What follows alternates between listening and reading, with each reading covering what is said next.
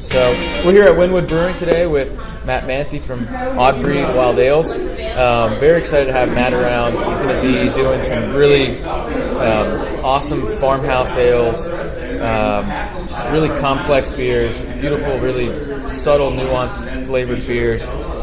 Really excited about this brewery opening up. So thank you for being here. Oh, thanks for having me. It's great to be here. Yeah, well, thank you for driving down, too. We've had kind of like this pseudo-hurricane on the way, so it's really nice. Who knows what it is?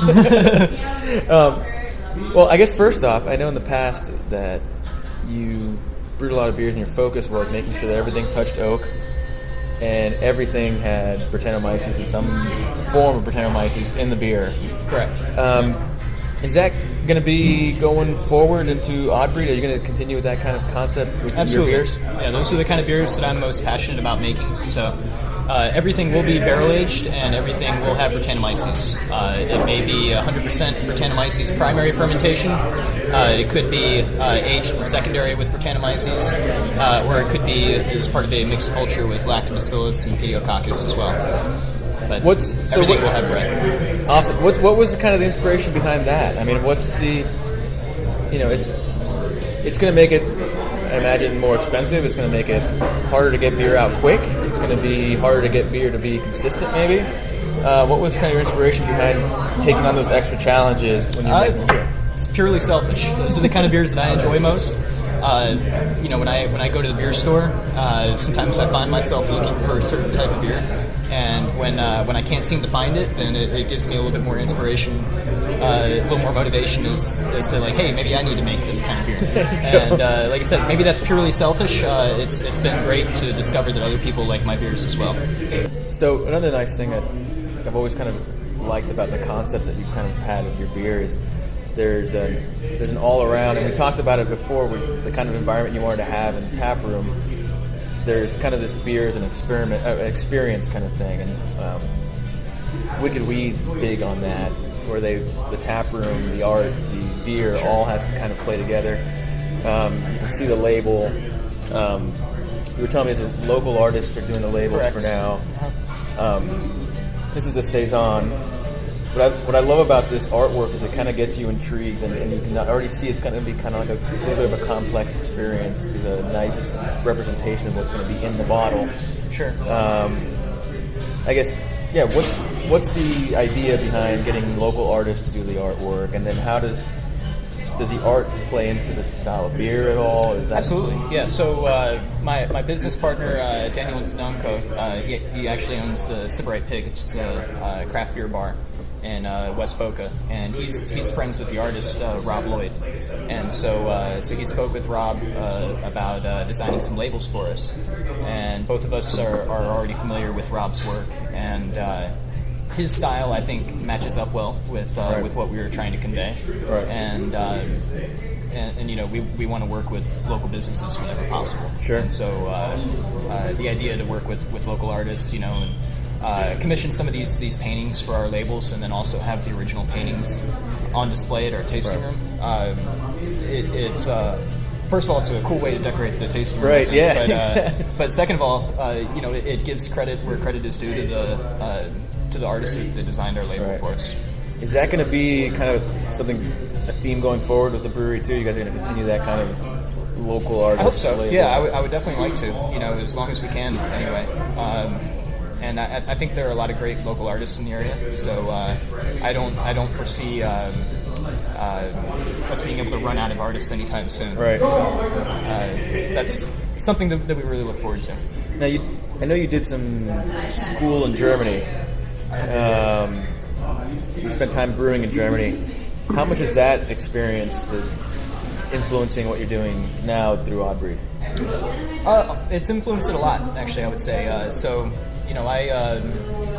I've been brewing in the U.S. now for almost 7 years, and I'm I guess relatively familiar with the American approach to brewing, but it was a big eye-opening experience for me being over in Germany and studying over there and getting a more international perspective on brewing.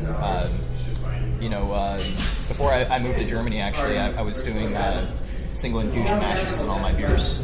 Now I do set mashes on all of them. I do decoctions on some of them. It's a longer process. It requires more complex equipment. And I know a lot of other American brewers out there who think I'm wasting my time. But I really believe that it gives you a little bit more control over certain aspects of the fermentation.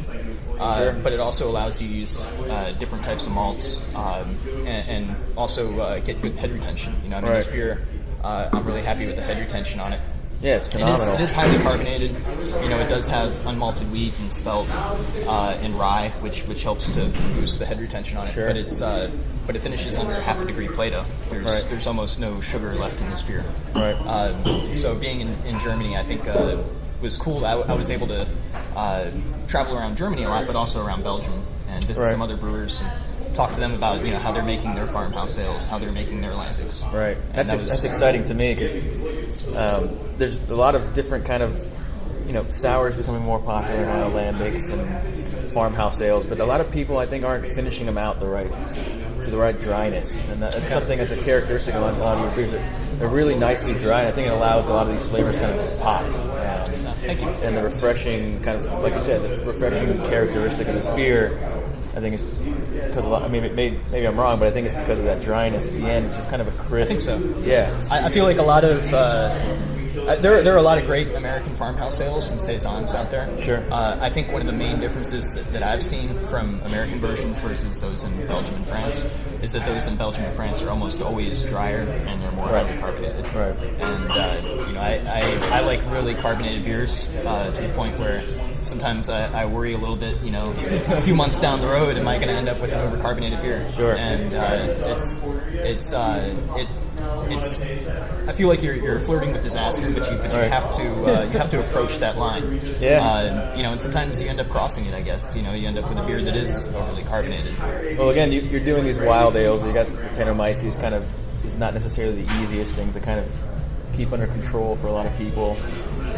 But it adds so much complexity to the beers. I mean, it goes from a standard saison to now multiple layers of flavor, multiple layers of complexity in the nose, which I can't wait to see what you guys are going to do on the big production level. What's the goal, kind of opening wise, for Odd Breed? Is there a kind of a time frame that you guys have to be open? Well, we were in lease negotiations.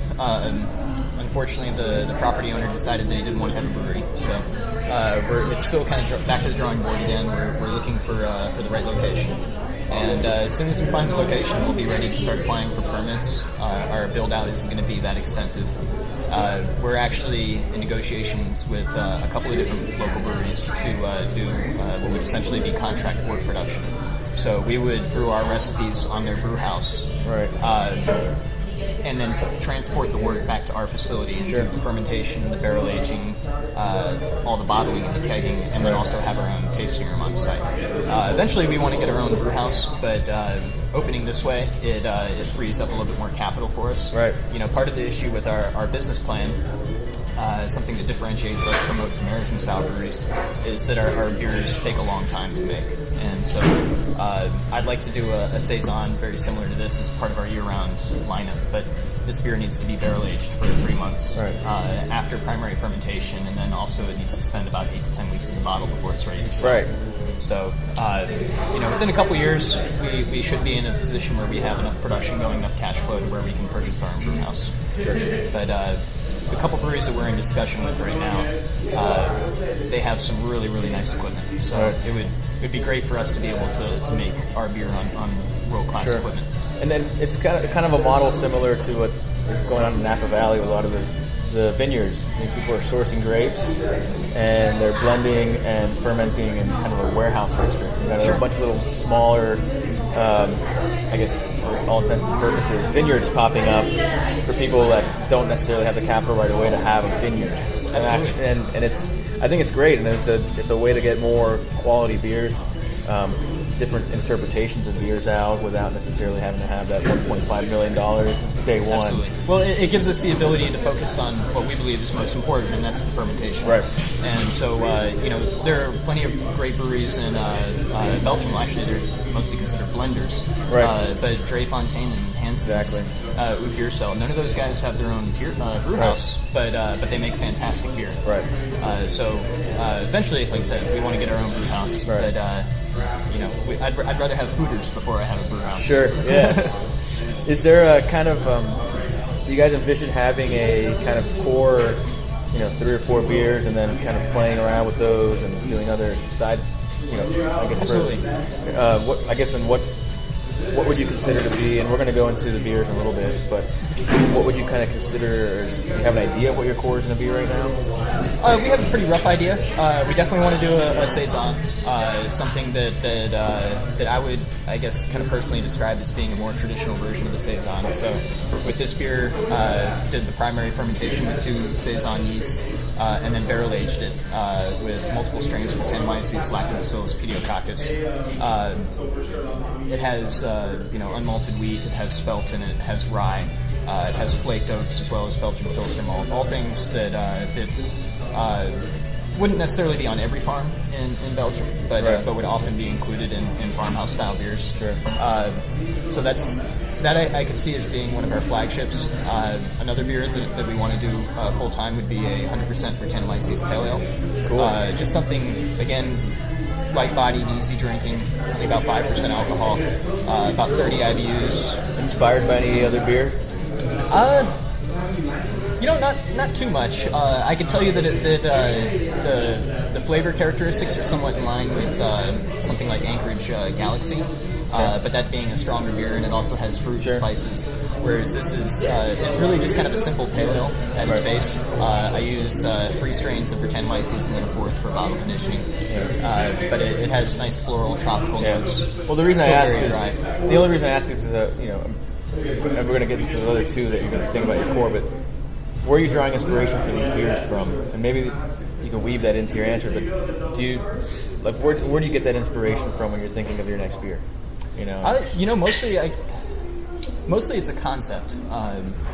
Every once in a while I have a beer and I think, oh man, I would love to do this type of beer with this type of interpretation or this spin-off or whatever.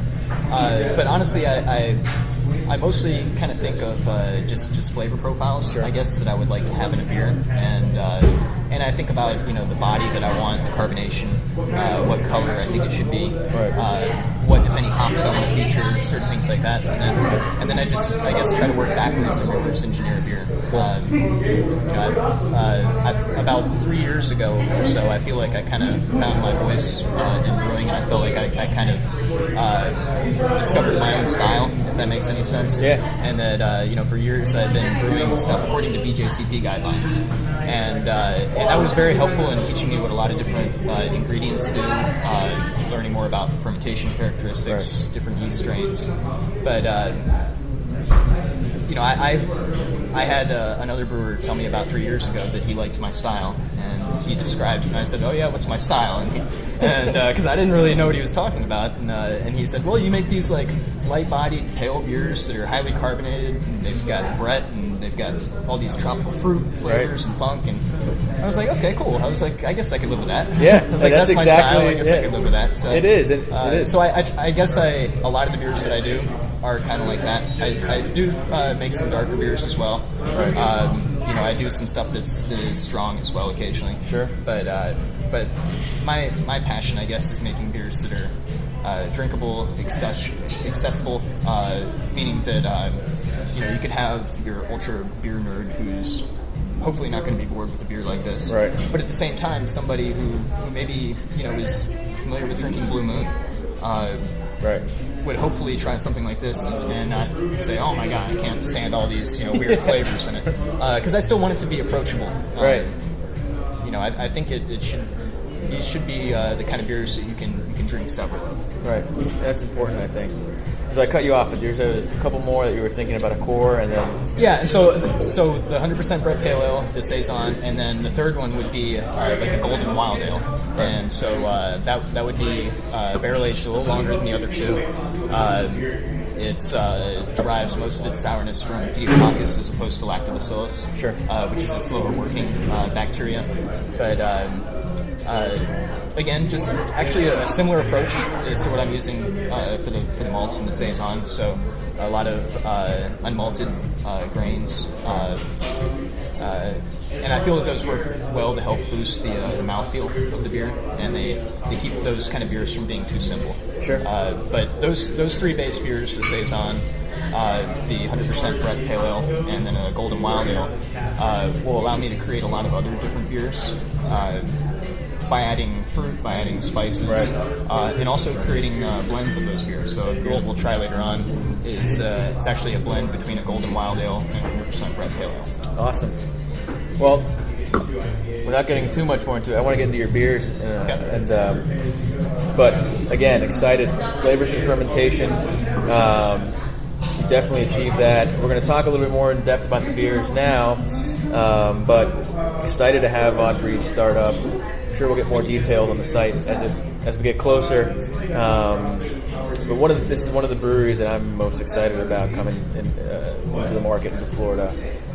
So I'm happy that we can get you up early, start talking about what you've got going on, and you're going to be doing some festivals and stuff like that. Yep, yeah, we've done a couple of them already. We'll be doing the Key West Beer Festival next weekend, and then the Halfway There Beer Festival over in Tampa towards the middle of this month. So people will be able to try your beer before you're open. Correct. And I recommend that if you see them, their tent, any festivals, head over. It's going to revolutionize what we've got as farmhouse ales. And I'm happy that we've got more people kind of representing that style. This is my favorite style. So nice. So we're going to get into the beers now. All right.